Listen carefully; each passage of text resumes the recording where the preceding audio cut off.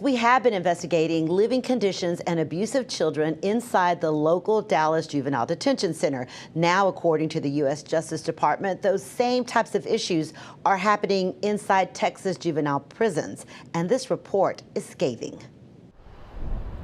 Behind the walls of 5 Texas juvenile prisons, the U.S. Justice Department says children are being subjected to harsh conditions and physical and emotional abuse. These conditions understandably leave children feeling hopeless and desperate. The report says some guards are using excessive amounts of pepper spray on juveniles for minor infractions, such as when a staff member pepper sprayed a child for slamming a washing machine door. According to a report released by the Justice Department, one example is when a staff member said, "I ain't got time to deal with that. I'm spraying her fat expletive." Canisters of pepper spray meant to disperse large crowds being used on individual kids.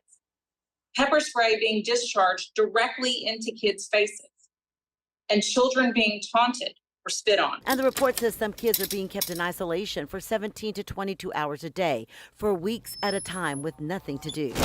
Such isolation also carries a high risk of psychiatric harms, including hallucinations, paranoia, depression, anxiety, self-harm, and even suicide. Investigators found that 85% of juveniles in jail have high or moderate mental health needs but aren't getting proper mental health services. Practices that are damaging to the children and also increase, not decrease, the odds that the kids will act out and develop more severe behavioral issues. But perhaps the most disturbing of the allegations is the sexual assault of juveniles. In 3 of the 5 TJJD security facilities, children reported some of the highest rates of sexual victimization in the country. In many incidents, TJJD staff, the very people charged with keeping children safe, are the abusers.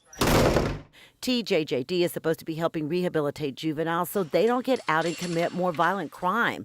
But the report says it's not happening. Texans know that this is not how we rehabilitate our children. TJJD issued a statement saying they worked closely with investigators and in the past 2 years have increased supervision and safety by hiring more mental health professionals, improved training, and hired more staff by increasing wages.